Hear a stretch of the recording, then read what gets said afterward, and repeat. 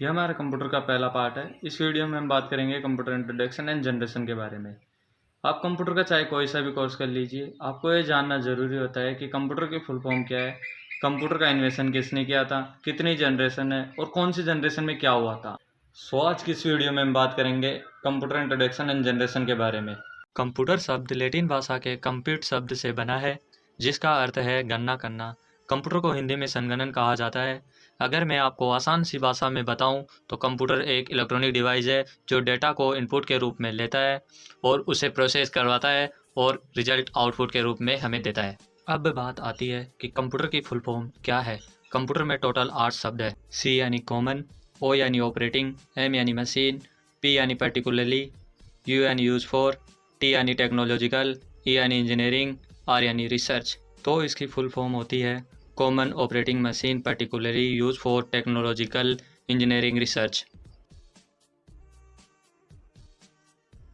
अब हम बात करते हैं कि कंप्यूटर का आविष्कार किसने किया था। कंप्यूटर का आविष्कार चार्ल्स बेबेज ने किया था। उन्होंने 1822 में पहला मैकेनिकल कंप्यूटर बनाया था, जिसके आधार पर आज के सभी कंप्यूटर कार्य कर रहे हैं। अब हम बात करते हैं कंप्यूटर की पीढ़ी के बारे में। टाइम के हिसाब से अब तक कंप्यूटर की 5 पीढ़ी आ चुकी है। अब हम बात करते हैं पहली पीढ़ी के बारे में। कंप्यूटर की पहली पीढ़ी सन 1946 से 1959 तक था। इन कंप्यूटरों में वैक्यूम ट्यूब का इस्तेमाल किया जाता था, जिनका परिणाम यह होता था कि इनकी साइज़ एक कमरे जितनी होती थी। इसके मटेरियल बहुत ज़्यादा गर्मी पैदा करते थे, उनके लिए बहुत ज़्यादा बिजली लगती थी और बाद में बहुत ज़्यादा गर्मी का पैदा होना इनके बंद होने का कारण बन गया था। पहली पीढ़ी के कंप्यूटर मशीनी भाषा पर विश्वास करते थे, जो कि सबसे बेसिक प्रोग्राम भाषा होती है, जिसमें कंप्यूटर द्वारा ही समझा जा सकता है। यही कंप्यूटर का एक समय में एक ही प्रोग्राम को हल करना तक ही सीमित था।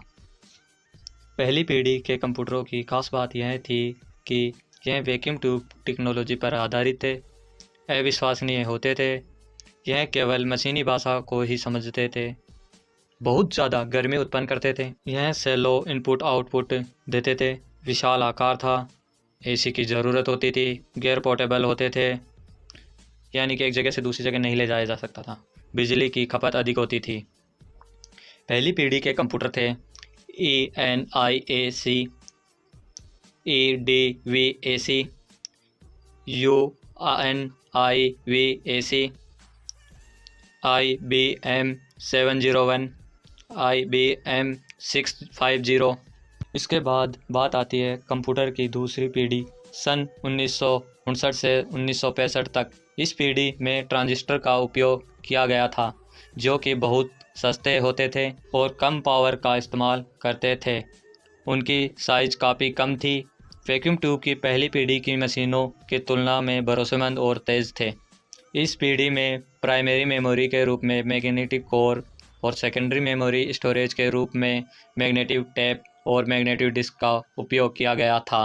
दूसरी पीढ़ी की खास बात यह थी कि उसमें ट्रांजिस्टर टेक्नोलॉजी का प्रयोग किया गया था। फर्स्ट जनरेशन की तुलना में अधिक विश्वसनीय थे। फर्स्ट जनरेशन की तुलना में आकार छोटा था।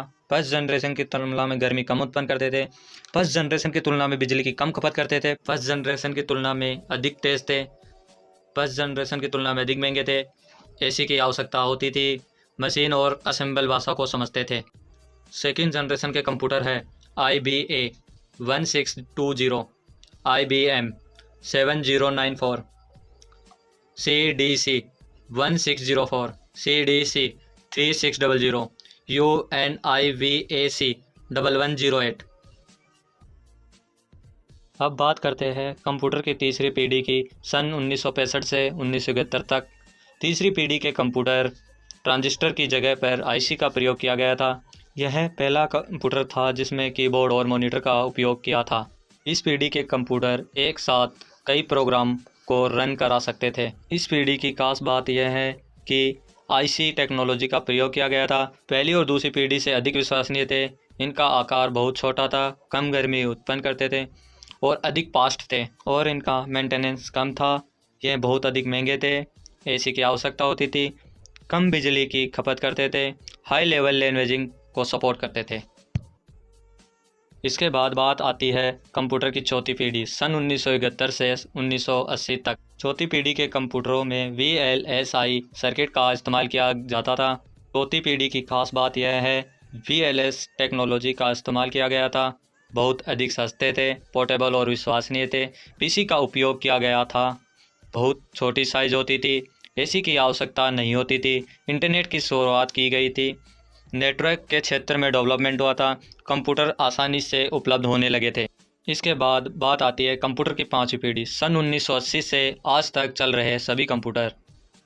इस पीढ़ी की खास बात यह है कि ULSI टेक्नोलॉजी पर आधारित है, आर्टिफिशियल इंटेलिजेंसी पर कार्य करता है, नेचुरल लैंग्वेज प्रोसेसर की डेवलपमेंट है, सुपर कंप्यूटर टेक्नोलॉजी में प्रगति है, मीडिया फीचर अवेलेबल है, सस्ते दामों पर बहुत पावरफुल कंप्यूटर मिल जाते हैं। सो गाइस, ये थी हमारे कंप्यूटर जनरेशन की जानकारी। नेक्स्ट वीडियो में हम बात करेंगे इनपुट डिवाइस आउटपुट डिवाइस के बारे में।